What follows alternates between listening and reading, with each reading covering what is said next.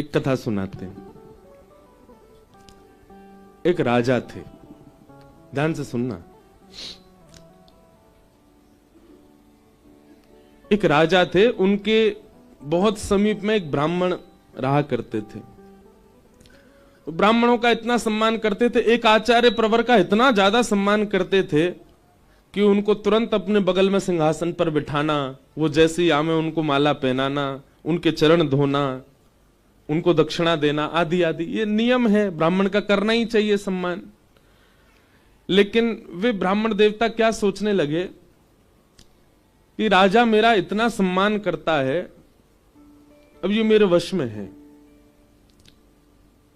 तो वे राजा के अलावा जो भी सेनापति मंत्री आदि थे उनको कुछ पूछते ही नहीं थे।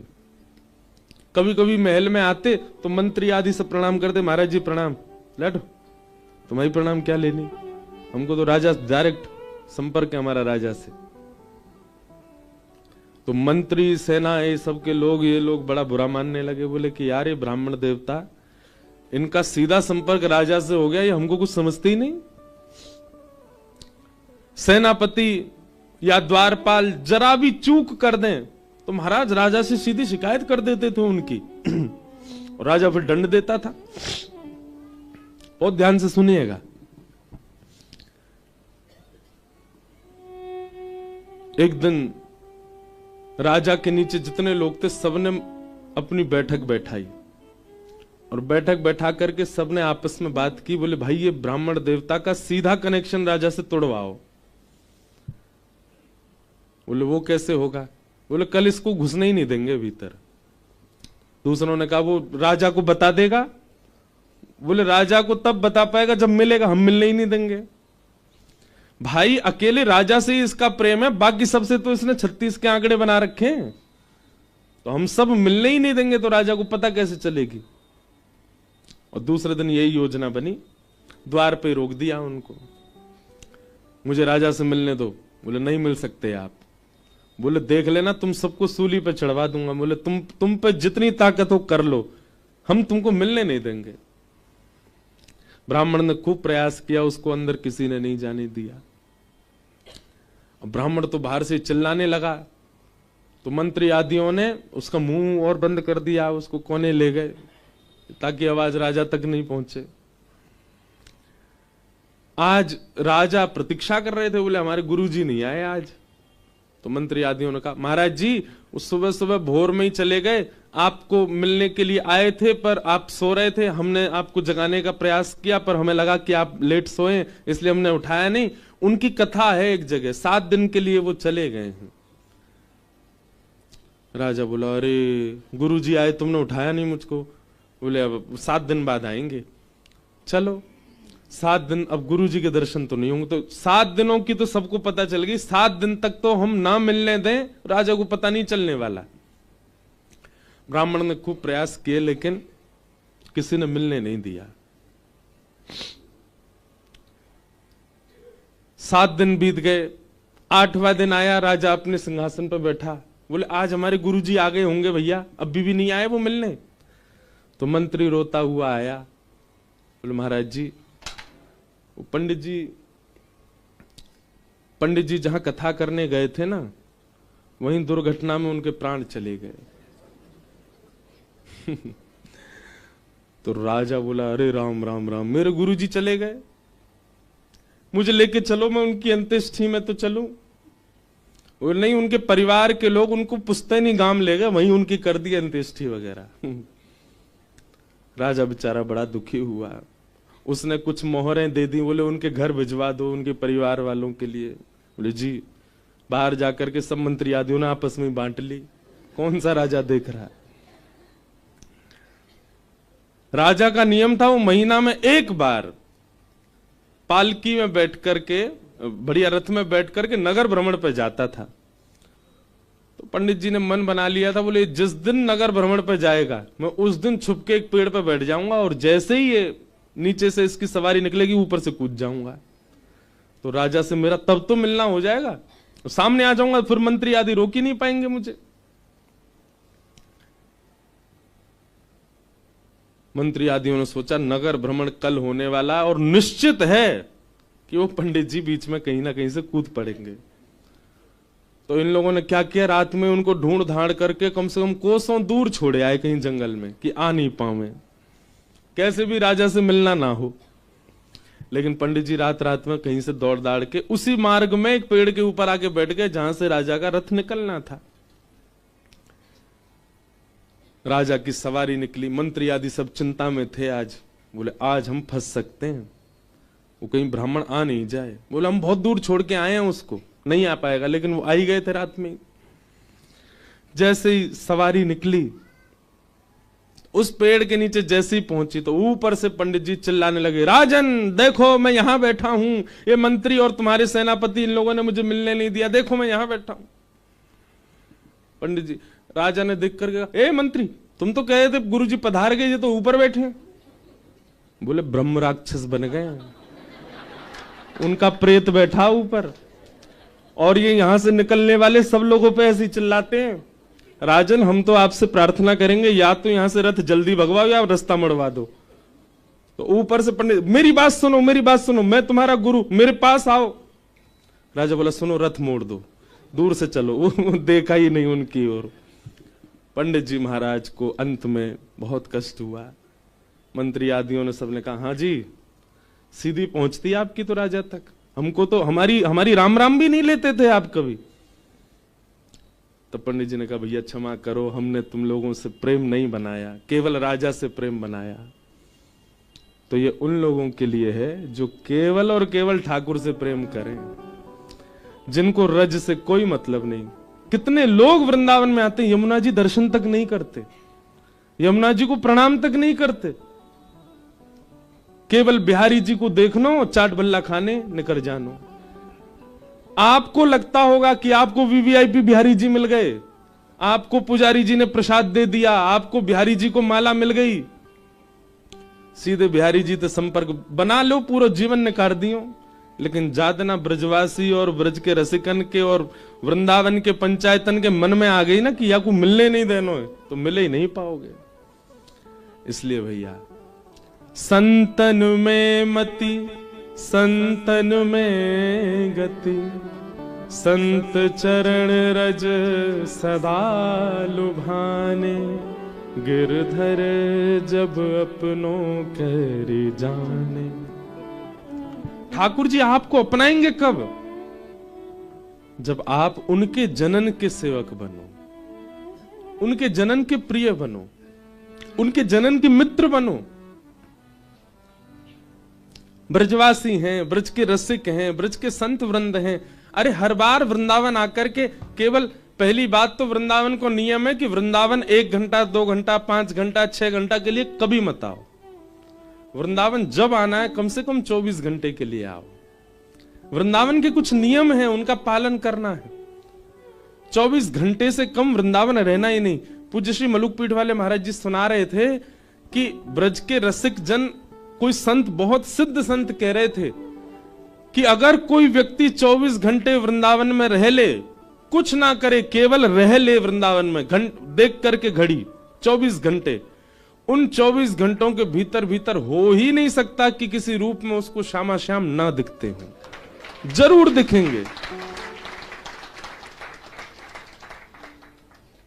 और हम आपको एक बात कहें, अभी बज रहे हैं कितने? 5:30 5:30 बज गए, 5:15। अभी 5:15 बजे से कल शाम के 5:15 24 घंटा होंगे। आप अपने गुरु मंत्र, आप अपने नाम सिद्ध, जिसमें भी आपकी निष्ठा है, वो अभी से प्रारंभ कर दो और अपनी दृष्टि इस भांति घुमानी है। अब जो सामने आवे उसको गौर से देखियो। हम एक बहुत बढ़िया एक उपाय बता रहे हैं आपको।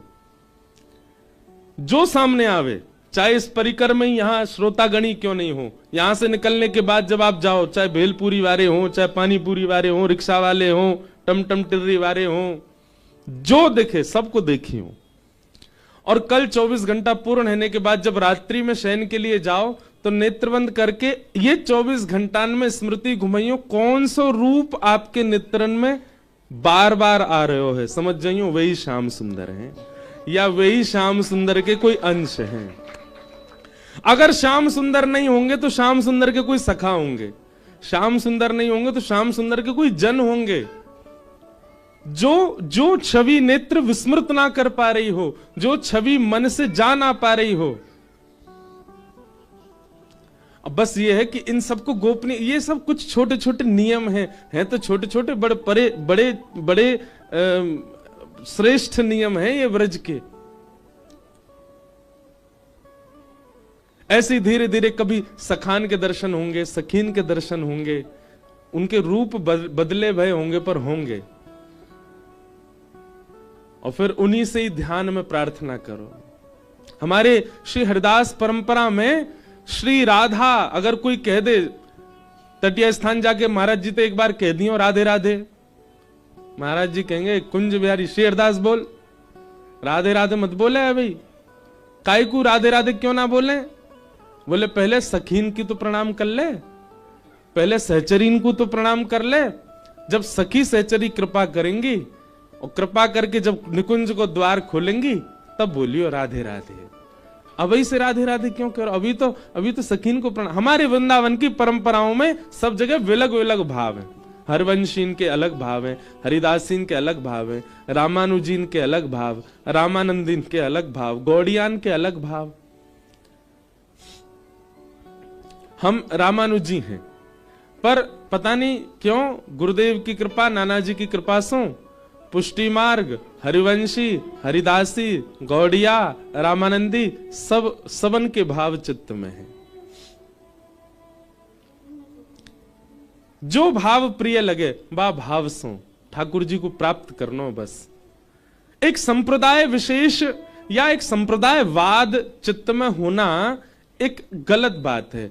संप्रदाय के प्रति सम्मान और उसके निष्ठा नियमों का पालन करना ये अच्छा है, पर इसका मतलब नहीं अन्य संप्रदायों को आप दूर रखो या उन परंपराओं को आप मानो ना, उनको भी वंदन करो।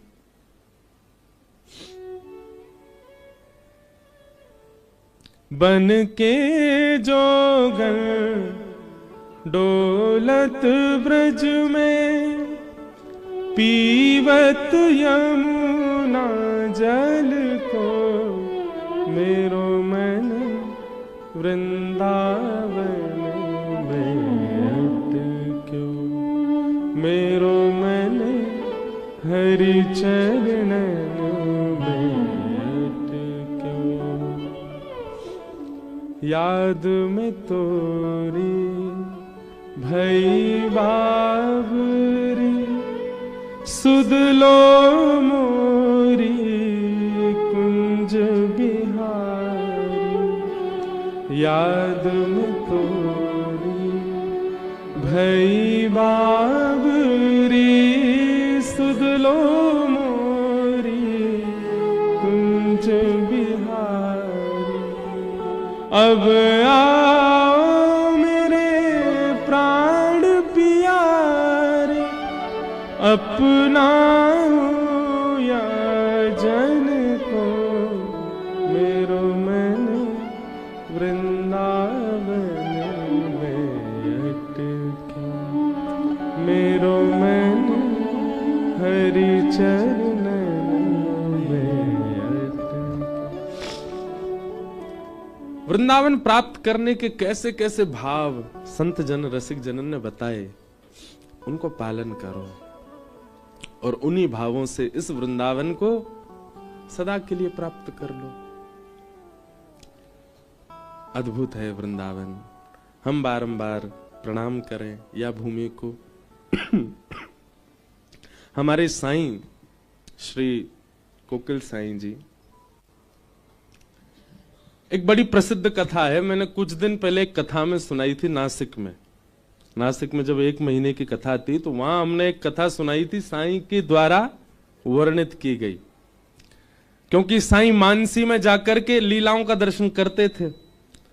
एक लीला साईं ने दर्शन की और वो बड़ी प्रसिद्ध लीला है। उस लीला का हमने नासिक में वाचन किया। तो लीला कैसे है, कहीं उन्हें सुनी होगी कि एक बार साकेत में विराजमान श्री कौशल्या जी के मन में भाव आयो कि मैं गोलोक धाम में श्री यशोदा जी से मिलवे जाऊं। और वही समय श्री यशोदा जी के मन में भाव आया कि मैं श्री कौशल्या जी से मिलवे साकेत जाऊं, क्योंकि जैसे वृंदावन यहां है ना, ऐसे नित्य गोलोक धाम है, ऐसे ही अयोध्या की तरह नित्य साकेत धाम है। वहां नित्य राम कृष्ण लीला रामलीला चलती रहती है। अब हमारे ब्रज के रसिक जन तो कहते हैं कि गोलोक धाम कहीं आकाश में नहीं है, यही वृंदावन को भजते भजते भजते भजते निज वृंदावन में प्रवेश है जाएगा, वही गोलोक धाम है। मतलब हमें ये संसारवाद दिख रहा है, हमें कचौरी दिख रही है, लस्सी दिख रही है, हमें गरी दिख रही है, हमें घूमते फिरते इंसान दिख रहे हैं, ये अभी वृंदावन है। लेकिन यही को भजते भजते भजते भजते एक समय ऐसी स्थिति आएगी कि यही वृंदावन निज वृंदावन में परिवर्तित हो जाएगा। वह निज वृंदावन में प्रकाश लाइट नहीं है, वह निज वृंदावन में आधुनिक कोई वस्तु नहीं है, उस निज वृंदावन में संसार के लोग नहीं है, वह निज वृंदावन में श्री बिहारी जी मूर्तिमंत होके नहीं खड़े, निज वृंदावन में बिहारी जी भी चलते फिरते दिखाई देंगे। निज वृंदावन में श्री राधा रमण जी को दर्शन करवे जाओगे तो आज राधा रमण जी ऐसे खड़े हैं, पर निज वृंदावन में जब राधा रमण जी को दर्शन करोगे तो कहो तो अपने सिंहासन पे और पांव लटका के बैठे होंगे और आपकी जाति पूछेंगे, अरे खारियात आओ, काले क्या आओ मेरे काजी। निज वृंदावन में तो सचल श्री ठाकुर जी के दर्शन है। निज वृंदावन में श्री हरिदास जी महाराज, हितवंश महाप्रभु, रामानुज स्वामी जी महाराज, रामानंदाचार्य जी, भक्तिमती मीराबाई, सूरदास, कुमन, ये सब हैं वहां आज भी। वही निज वृंदावन श्री गोलोक धाम है। तो एक दिन साईं को मानसी में दर्शन हुआ कि कौशल्या मैया के मन में भाव आयो मैं यशोदा जी से मिलवे गोलोक धाम जाऊं, और यशोदा जी के मन में भाव आयो मैं कौशल्या जी से मिलवे साकेत जाऊं। और यहां दोनों ने अपने लाला गोद में उठाए। वहां कौशल्या जी ने श्री राम जी और यशोदा जी ने ठाकुर जी। दोनों जान लगी और बीच रास्ता में दोनों उनकी भेंट है गई एक दूसरे से। आहा, जैसे ही दोनों मिली तो अपने लाला तो नीचे छोड़ दिए, एक दूसरे को हृदय से लगाने लगी, आपस में बैठ के वहीं सघन कुंज में बतियान लगी। और यहां दोनों लाला बिल्कुल एक जैसे, एक जैसी पीतांबरी पहनी है, एक जैसी पाग पहनी है, एक जैसा श्रृंगार है, एक जैसे नेत्र हैं, एक जैसी नासिका, एक जैसी ओष्ठ, एक जैसी माला। आज ठाकुर जी ने जो माला पहनी वैसी माला राम जी ने भी पहनी है। यहां दोनों बालक भी खेल रहे, बालक दोनों नहीं खेल रहे हैं, केवल कन्हैया खेल रहे हैं, राम जी तो चुपचाप बैठे हैं। और कन्हैया कभी उनके काने पकड़ ले, कभी उनके हाथ पकड़ ले, खेलो मेरे संग। ऐसी लीला चलन लगी। इतने में शाम है गई, और शाम आती कौशल्या जी बोली, अच्छा बहन फिर मिलेंगे, अब हम चलें। हाँ हाँ आप चलो, मैं हूं चलूं, घर जाके बड़े काम करने, लाला माखन मिश्री खवानी है, भूखो रोवेगो नहीं तो। और दोनों मैया आकर के जैसे ही अपने बालकन को गोद में उठायो तो महाराज दोनों बालकन में अदला बदली है गई। राम जी को उठाए के तो ले गई श्री यशोदा जी, और श्री गोपाल जी को उठा के ले गई कौशल्या जी। ये साईं को दर्शन हुआ मानसी में। जैसे ही दोनों बालक घर पहुंचे, ठाकुर जी भी देखो कैसे चतुर, यो नहीं बीच रास्ता में चिल्ला दे कि मेरी मैया तो वो गई, चुपचाप जा रहे, बोले ने देख के तो हम साकेत कैसे हो यार, ने उथल पुथल कर आऊं वहां पे। अब यहां ठाकुर जी जैसे साकेत पहुंचे राम बन के, तो राम जी तो बड़ी मर्यादा में रहे में। साकेत पहुंचते ही जैसे ही कौशल्या मैया ने ठाकुर जी को नीचे पधरायो, नीचे फर्श पे आते ही महाराज चौकड़ी मार के घुटमन घुटमन दौड़न लगे। वो तो कौशल्या मैया भूली, ऐसा लगे कन्हैया से मिलके फुर्ती आ गई राम में, देख कैसे दौड़ रहा है। और महाराज दौड़ करके गए, राम जी के जितने खिलौना वहां धरे सबन को जोर जोर से बजाने लगे, और जैसे ही मन भर जाए सब तोड़न लगे। ये दृश्य देख करके अब साकेत में सब थोड़ा थोड़ा आश्चर्य कर रहे हैं, पर नजरअंदाज कर रहे हैं। राम जी ऐसी लीला करे ना है, कभी खिलौना तोड़े ना, बड़े आराम आराम से खेले वो तो। महाराज पलना पकड़ करके चढ़ गए, और खाली पलना कोई झुला रहे हैं ठाकुर जी, थोड़ी देर झुलाया, थोड़ी देर झुलावे के बाद ऐसी जोर से धक्का दियो पलना ऊपर ते टूट के नीचे गिर गो। कौशल्या जी और दशरथ जी ने देख रहे हैं, बोले आज लाला कहा गए हो? कौशल्या जी बोली मुझे तो लगे अभी अभी यशोदा जी से मिलके आई, उनको लाला बड़ो चंचल है, वहां ने कुछ प्रभाव डाल दियो अपनो हमारे राघव में, थोड़ी बहुत देर में ठीक है जाएगा। दशरथ जी ने आवाज लगाई, सुनो राघव, प्रसाद पावे को समय है क्यों, चलो जल्दी आओ। राम जी को नियम है, एक चौकी पर दशरथ जी बैठे, छोटी चौकी पर छोटी थाली में राम जी प्रसाद पावे। लेकिन वहां नंद भवन में ठाकुर जी को नियम है कि जा थाली में नंद बाबा पा रहे हैं वही में पामेंगे, और नंद बाबा की गोद में ही बैठ के पामे। अब यहां राम जी तो है नहीं, ठाकुर जी हैं। ठाकुर जी घुटमन घुटमन आए, अपनी थाली तो दूर कर दी, बाबा की गोद में बैठ गए और बाबा से कहने लगे मुझे खवाओ। दशरथ जी को भी अच्छा लगा, बोले अरे आज तो राम जी गोद में ही बैठ गए, अच्छा चलो मैं खवाऊं। हाँ पवा, थोड़े थोड़े तिनका उठा उठा करके मुख में दें। एक बार पालियो, दूसरी तीसरी बार तुम्हारा दशरथ जी की उंगली काट गए अपने दांतन से। दशरथ जी मन में विचार कर रहे हैं, राघव ऐसे नहीं करते। इतने में ही तो ठाकुर जी ने कड़ी लाई हाथ में और एक हाथ में लाई खीर और दशरथ जी की पूरी दाढ़ी में लगा दी हो, ऊपर से नीचे तक पूरा डाई कर दी महाराज। पीरे पीरे दशरथ जी पूरे नीचे तक फैल गए।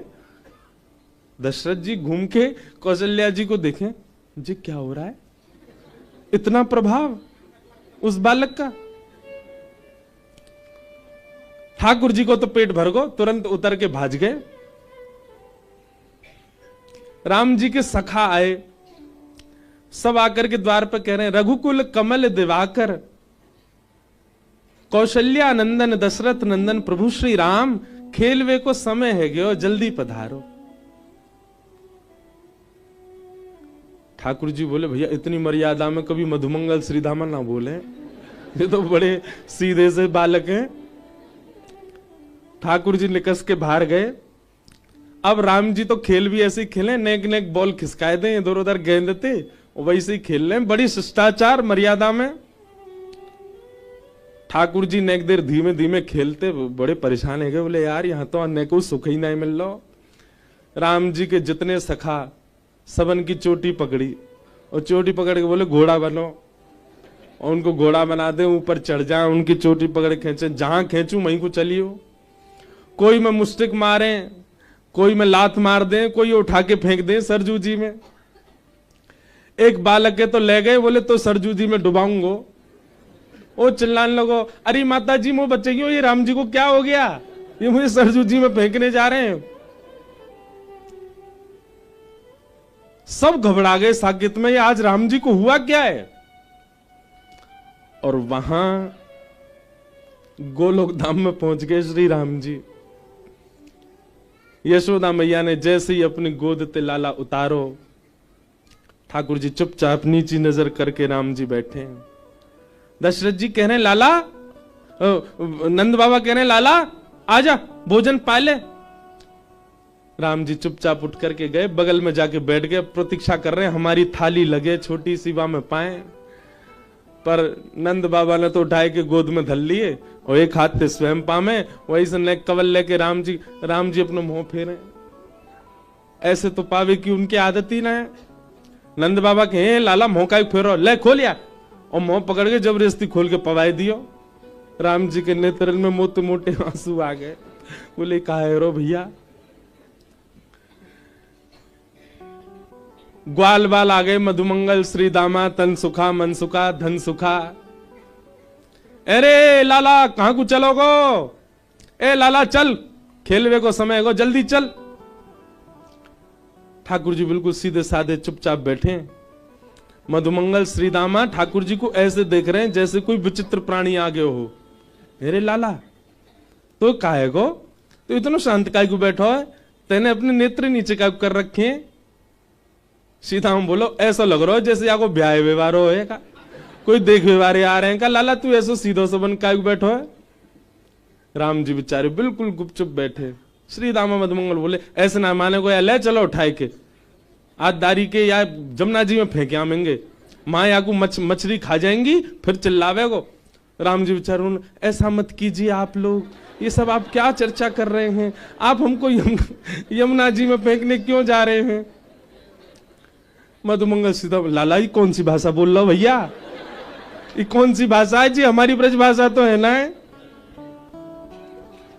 राम जी को पकड़ के ले गए और बाहर जाकर के राम जी को घोड़ा बना दिया, ऊपर मधुमंगल बैठ को, मधुमंगल के ऊपर श्रीदामा, राम जी की कमर।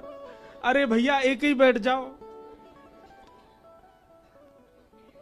श्रीदामा पकड़ के लाला ले गयो। यशोदा मैया ये छोरा का है गो हमारे, इधन कौन सी तो भाषा बोल लो, समझ में ही ना आ रही है हमारे, ना ऊधम मचा रहो ना खेल लो, रो ही रो तब, और रो भी आवाज नहीं निकाल रहे, केवल आंसू निकल रहे हैं आके।